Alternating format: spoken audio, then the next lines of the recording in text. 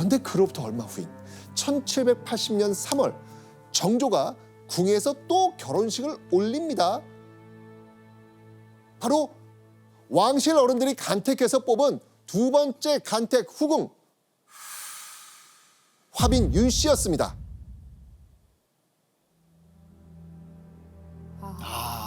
자, 이때 들어온 당시 조정은요, 노론당, 소론당, 자 이렇게 노론소노론으로 당파가 나뉘어져 있었는데요. 영의정과 이조 판서 등이 이 소론 계열 인물이었거든요. 권력을 잡고 싶어했던 소론 쪽 인물들이 추천한 후궁이었습니다.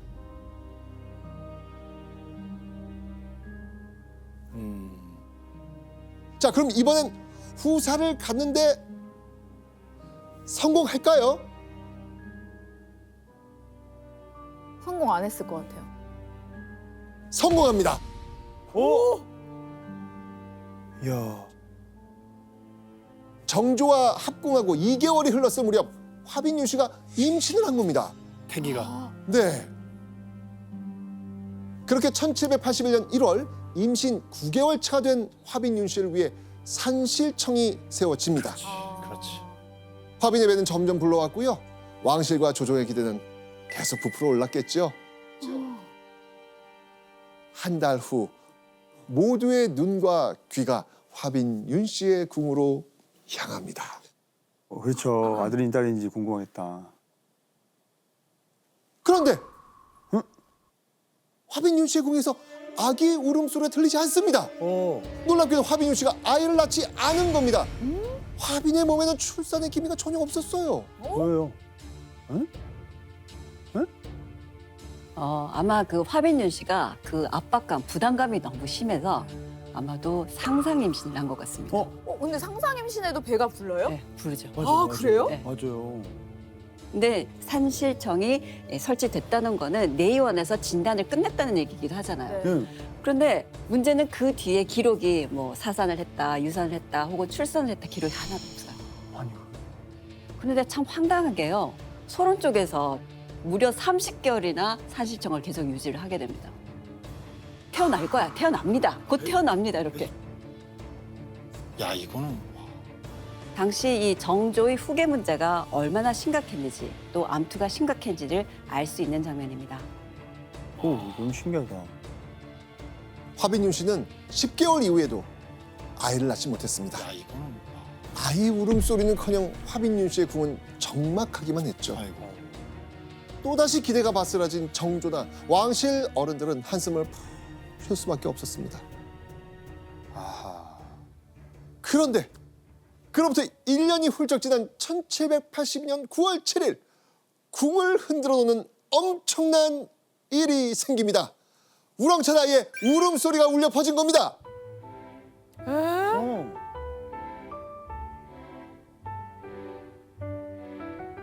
분주하게 정조에게 향한 환관과 상궁들. 정조는 도착한 이들에게 아들이냐 딸이냐 묻습니다. 이때 궁인이 한 말. 왕자 아기씨옵니다. 야. 31살이 되어서야 오매불만 기다리던 첫 아들을 품에 안은 정조. 정조는요, 귀하디 귀한 왕자의 이름을 이순으로 지어줍니다. 그리고 정조는 그 벅찬 마음을 신하들에게 이렇게 표현했다고 합니다. 비로소 아비라는 호칭을 듣게 되었으니 이것이 다행스럽다. 진짜 처음이네요. 아비라는 호칭이. 아비라는 호칭이 듣게 되었으니 이것이 다행스럽다. 다행이다. 다행이다. 근데 누가 낳은 거예요? 그러면 한 명밖에 없는데? 성덕임이었으면 좋겠죠. 성덕이면 다 같이 박수 치고 만세 하겠죠. 바로 성덕임이었습니다. 우와. 진짜로? 오, 소름. 우와. 아니, 어? 진짜요? 네, 아니. 근데 후궁 안 됐잖아요. 네. 맞습니다. 정조는 지금 2번씩이나 매몰차게 거절당했습니다. 그런데요, 정조 포기하지 않은 겁니다. 아, 그래요? 네. 이제는 더 이상 물러나지 않겠다고 생각한 거죠. 아, 굳게 닫힌 성덕임의 마음을 어떻게 열어야 될까? 정조는 밤낮으로 고민을 합니다. 약간의 그 당시도 플러팅 같은 걸 좀 하면서 정조가 마음을 얻으려고 하지 않았을까? 왜냐면 좋아하는 사람을 얻으려면 노력을 해야 되거든요. 티를 내야 돼요. 티 내야죠. 표현해야죠. 표현을 해야 돼. 주위 사람들을 포섭하는 거지. 적극적으로. 네, 우리 예원 씨 같으면 예원 씨 동생이라든지 예원 씨 친구들을 이용해서 언니 잘 있어? 어. 자, 그렇다면 대체 성덕임은 왜 정조의 마음을 받아줬을까요? 자, 이 무렵 정조가 덕임의 관심을 받을 방법은 이것밖에 없다면서 어떤 행동을 합니다. 네. 자, 여기서 문제 나갑니다. 보시죠. 자, 정조는 성덕임의 마음을 돌리기 위해 어떤 행동을 했을까요? 그러니까 정확히 말하면 난 알 것 같아. 어떻게 그래요? 했는지 알 것 같아. 오케이, 그럼 우리 먼저 할게요. 네. 알 것 같아. 정답. 정답. 예원 씨가 이제 성덕임의 마음으로 어떻게 하면 마음이 돌아갈 건지 약간. 아니 왕 정조의 마음으로 해야 돼. 성덕임의 마음이냐 정조의 마음으로. 아, 근데 어떻게 이제 될까? 이 행동을 정조가 받았을 했을 때. 때 그치, 예원 그치. 씨가 마음이 돌아갈 것 그냥 같은 두 분 느낌. 다 그냥 제 마음대로 하면 안 될까요? 알겠습니다. 아니 너무 궁금해서. 아 우리가 너무 몰입을 했어 지금. 정조가 이제 안 받아주면은 나는 죽는다고 해요. 왕이 네. 왕이 나 죽는다. 야. 나는 죽어버리겠다. 오답. 네. 아, 정답. 네, 정답. 조금 달라요. 비슷한데. 어. 나 이제 너가 마음을 안 받아주면 나 몰라. 난 이제 후사 안 갖고 이 나라가 어떻게 되든 나 그냥 혼자 있다가 나 말아. 나 그냥 혼자 살다 갈 거야. 몰라, 알아서 해. 이 나라가 어떻게 되든. 그거 생떼 아니에요, 생떼? 생떼, 약간 생떼. 오답. 완전 오답이에요? 내 스타일대로 하면 일단 주위 사람들을 건드려야 되거든요. 주위 사람 보석 엄청 좋아하시네요. 주위 사람들을 자극을 해야 돼. 왜냐면 나란 존재를 알리려면 어. 주위 사람들한테 알렸어야 되는데 혼을 내는 거지 다른 사람들 괜히. 어떻게 예를 들면. 그러니까 나를 알리려고 아, 일부러. 뭐가 있지? 말이 안 되는데? 정답. 맞죠? 이런다고 비슷하죠? 좋아해요? 맞습니다. 이게 그냥 왕의 마음은 그렇다니까. 내가 왕을 해봐서 안다니까 이건. 정조는 성덕임의 허드렛 일을 봐주는 하인을 불러서 이 괜한 트집 잡으면서 가벼운 벌을 내렸던 겁니다. 그렇지, 그랬겠지. 바로 이 주변 사람들을 공략해가지고 성덕임의 관심을 끌려는 그렇다니까. 전략이었던 겁니다. 이건 뭐 남의 눈치를 안 보고 그냥 마음을 적극 표현하겠다는 선언이나 다름없었던 겁니다. 쉬쉬하고 있던 관계가 궁 안에 쫙 퍼지게 불보듯 뻔하잖아요. 야 대단하다. 교수님. 그럼 이 하인을 벌 준 게 진짜 결정적인 거였나요? 당시 그 성덕임의 속내를 한번 추적을 해보면 성덕임이 이제 왕자를 가졌을 때 그쯤이 화빈윤 씨가 임신을 했다라고 알려졌던 그 시점이랑 비슷해요. 그러니까 화빈윤 씨가 아이를 가졌으니까 상대적으로 나의 부담감이 덜한 거죠. 내 하나가 더 후궁이 들어가더라도 굳이 내 아이가 후계자가 된다던가 이렇지 않아도 되는 거죠. 그리고 가장 큰 거는 실은 이제 중전에 대한 죄책감 이런 부담감이 상당히 줄었다고 볼 수 있습니다. 그러네. 마침내 오랫동안 굳게 닫혀있던 덕임의 마음이 조심스레 열린 겁니다. 내가 너를 연모한다.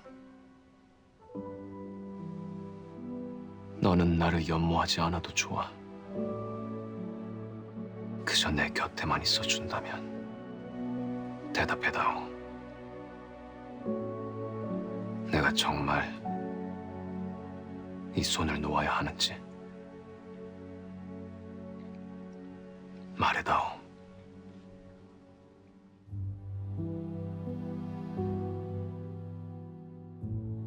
정조의 한결같은 마음은 결국 성덕임의 대쪽 같은 마음도 녹이고 말았습니다. 덕임은 비로소 자신의 감정에 솔직해졌고 이제는 정조를 받아들여도 되겠다고 판단한 겁니다. 그렇게 정조의 짝사랑은 결실을 맺을 수 있었던 겁니다. 자, 이렇게 부부의 연을 맺게 된 정조와 성덕임. 그리고 정조는 정오품 상공이었던 덕임을 정삼품 소용으로 봉하지요. 승은을 입은 후에도 상공의 지위에 머물렀던 덕임이 와. 정식 후궁이 된 겁니다. 정조의 성덕임 사랑 거기서 끝이겠습니까? 아니죠. 사랑하는 여인에게 뭐든 해주고 싶었던 정조는요. 정삼품에 봉한 지 단 5개월 만에 성덕임을 정일품 빈에 봉합니다. 오. 그리고 화목하다라는 의미를 담아 직접 의빈이라는 명칭을 내리죠. 덕임에 대한 정조의 애정은 정말 각별했습니다. 정조는요. 국사를 마치면 곧장 성덕임을 찾아갑니다. 야. 네. 술 한 잔 기울이면서 덕임과 이런저런 이야기를 하며 피로를 푼 거죠. 잠들 때까지 조금만 읽어다오.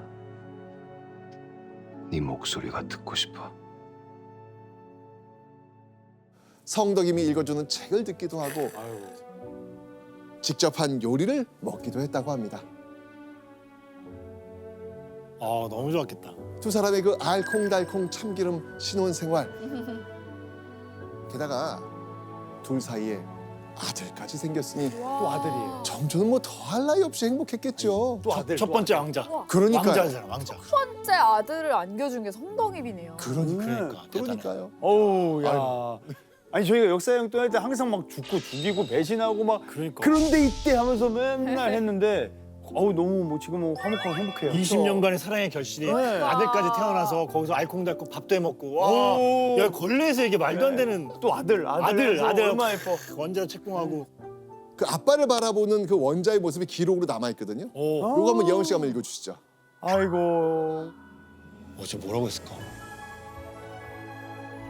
매번 상께서 들어오시면 반드시 웃으며 맞이하였으며 발걸음이 문 밖으로 나가려 하시면 앙강 울며 찾았다. 아이고. 아니 지금도 그러니까. 뭐 어디 나가려고 할 때 뭐 가지 말라고 하고 뭐 같이 자자 하고 이럴 때는 아 이 행복은 진짜 너무 크죠 정말. 예. 너무 크죠. 그저 아빠를 좋아하는 아들에 대한 정조의 사랑은 더욱더 커질 수밖에 없었겠죠. 1785년 12월 이렇게 금슬 좋은 정조와 덕임 부부에게 선물이 찾아옵니다. 아이고야. 또 아이가 들어선 거예요. 어머. 예. 야. 그런데 안 돼요. 덕임이 임신한 지 5개월째 되던 1786년 5월 11일 덕임이 미처 예측하지 못한 일이 벌어지고 맙니다. 뭐지?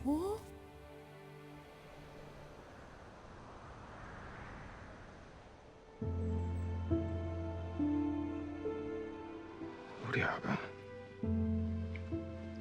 아비가 왔다.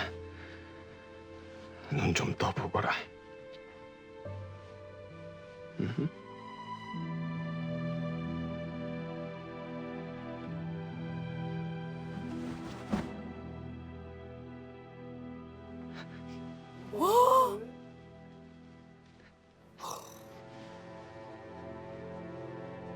정조와 성덕임의 금지오겹이자 후계자 문효세자가 겨우 5살 나이에 세상을 떠난 겁니다. 순아. 순아.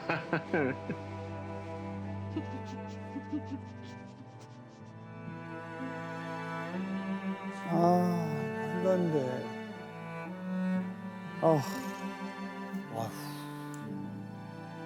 대체 무엇이 세자의 목숨을 앗아갔을까요? 홍역이었습니다. 홍역. 당시엔 홍역의 치료약이 마땅치 않아서 걸리면 죽는 무서운 병이었습니다.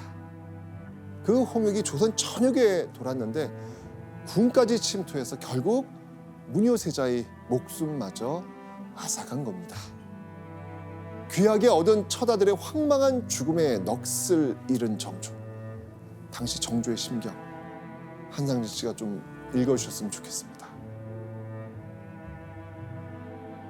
나는 처음에는 의심하다가 도중에는 믿게 되었으니 끝내 또 아득하여 꿈인 듯 참이 아닌 듯하였다.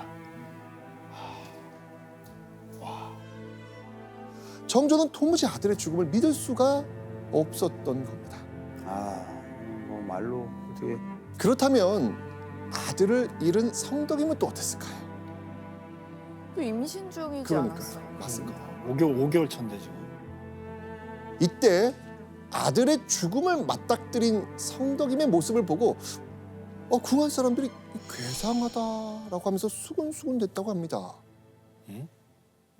가슴을 쥐어뜯으며 울면서 쓰러져도 이상하지 않을 순간에 덕임은 얼굴빛 하나 변하지 않고 울지도 않았다고 합니다.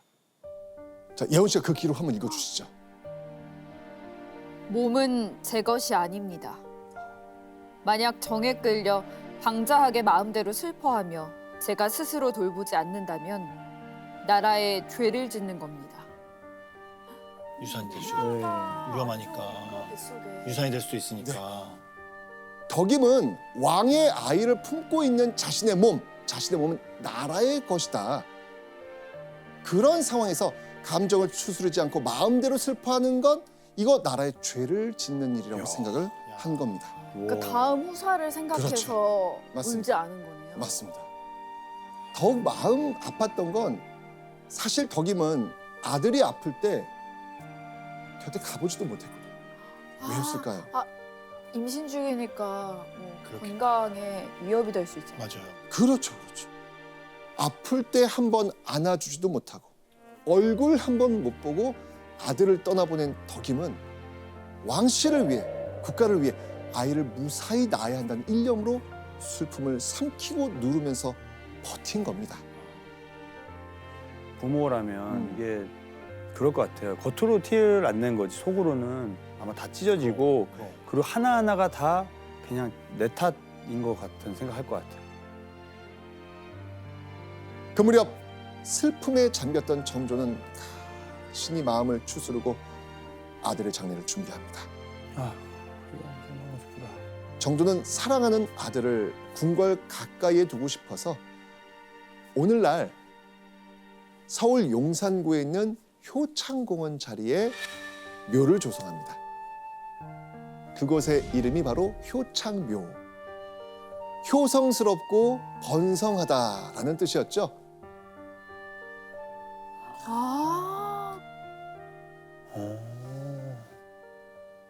자, 이렇게 무뇨세자를 이룬 후에 덕임의 배는 계속 점점 불러옵니다. 정조와 덕임은 서로를 의지하면서 그 새 생명을 기다렸죠. 새로 태어날 아이가 있다는 사실이 어쩌면 둘에게는 삶의 희망이 되어주지 않았을까라는 생각이 듭니다. 그렇게 세자가 죽고 4개월이 흘렀습니다. 덕임은 9개월 만삭이 되었죠. 그런데 아이가 태어나기 한 달 전 왜요? 덕임의 처소에서 쿵 하는 소리가 들립니다. 무슨 일이었을까요? 안 돼요. 덕임이 가슴에 통증을 느끼고 쓰러진 겁니다. 그 이재넌고라고 하는 기록에 보면은 의빈이 자현증을 앓았다 이렇게 돼 있어요. 이걸 현대적으로 좀 풀어보면 그 임신해서 자궁이 커지잖아요. 그러면 주변에 이제 장기가 압박을 받게 되는데 그래서 호흡곤란, 위경련 이런 증세가 나타난다고 합니다. 그러니까 아들을 잃었잖아요. 네. 겉으로는 표현 안 했지만 그 스트레스는 어마어마했던 거죠. 몸으로 그럼요. 엄청 왔겠죠. 그럼요. 몸이 그 지경이면서도 덕임은요. 정조가 오면 그 정조 앞에서는 괜찮은 척을 했던 거예요. 티를 안 내고. 티를 안 낸 거예요.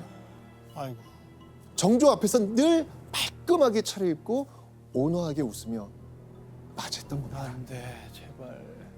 그러던 어느 날 여느 때처럼 국사를 마친 정조가 덕임에게 왔는데 성덕임이 평소와 달리 근심 어린 얼굴로 정조를 물끄러미 바라보는 겁니다. 그러더니 갑자기 눈물을 툭 터뜨립니다. 그리곤 이렇게 말하죠. 바라건대 정전에 자주자주 나아가서 부지런히 대를 이을 아들을 구한다면 곧 경사가 찾아올 겁니다. 또 장차 지하에서도 즐겁고 좋아할 겁니다. 그러니까 자신이 죽어도 꼭 중전과의 사이에서 아이를 낳으라는 겁니다. 아유, 왜 그래요? 아, 유언같이 맞아, 말하잖아요. 약간 죽기 전에 하는 말 같아요. 정조는 자신의 품에 안겨 그간 못했던 말들을 천천히 하는 덕임을 보며 알겠다 고 눈물을 흘리면서 고개를 끄덕였습니다. 그리고 다음 날 궁궐 전체에 통곡 소리가 아유, 울려 퍼집니다. 아유. 의빈 성덕임이 세상을 떠난 겁니다. 9개월 된 아이를 가진 채 홀로 방에서 숨을 거둔 겁니다. 말도 안 된다, 말도 안 돼.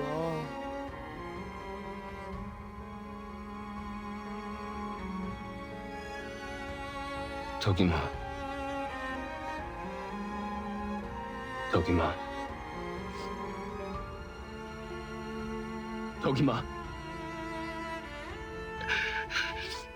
눈 좀 떠보거라. 덕임아. 제발. 제발 가지 마라. 나를 두고 가지 마라.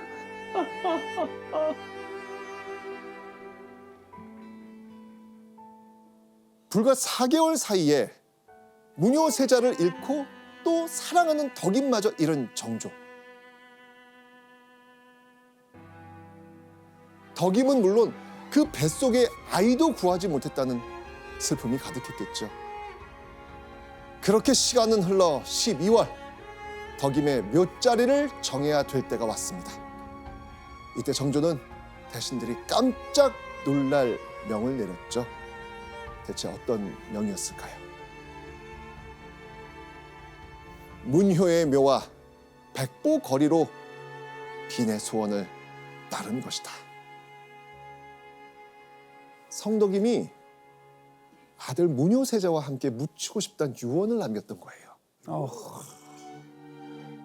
그래서 정조는 덕임을 문효세자의 묘와 단 100보 떨어진 곳에 묻으라고 명한 겁니다. 자, 근데 이 말을 들은 대신들은 깜짝 놀랍니다. 그렇지. 왜요? 놀랄 수밖에 없지 지금. 깜짝 놀랍니다. 네. 실제로 문효세자는 효의왕후의 양자, 이제 아들이 되어 있는 상황이고 세자죠. 그런데 성덕임의 경우에는 후궁이었기 때문에 당연히 어떤 신분, 예법상 그럴 수가 없었습니다. 근데 이제 정조의 경우에는 그 성덕임의 유언을 들어주면서 예법을 어긴 거죠. 얼마큼 이제 정조가 그 성덕임을 사랑했는지 알 수 있는 그런 장면이고, 또 한편으로는 죽어서라도 아들이랑 좀 같이 있어라, 이런 어떤 바램도 있었던 것 같아요. 아이고. 정조가 사랑하는 여인을 위해 해줄 수 있는 마지막 일이었던 겁니다. 결국에는 그 아들을 죽었다는 그거를 괜찮은 척 했지만 여기서 이제 보여주는 거잖아요. 그렇죠. 괜찮을 수가 없죠. 그렇게 지척에 묻히면서 죽어 아들의 곁에서 함께한 성덕임. 그런데요, 안타깝게도요, 지금 두 사람은 함께 있지 않습니다. 어디 있어요? 일제강점기에 일본이 그쪽에 골프장을 조성한다면서 효창공원에 있던 그 성덕임과 문효세자의 묘를 파서 다른 곳으로 옮겨버려요.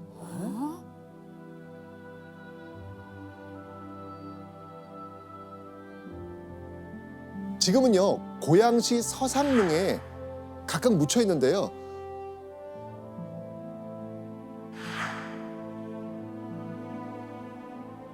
둘의 무덤은 2km 정도 떨어진 곳에 자리하고 있습니다. 전혀 이런 역사적 배려가 전혀 없었던 거죠, 그러니까.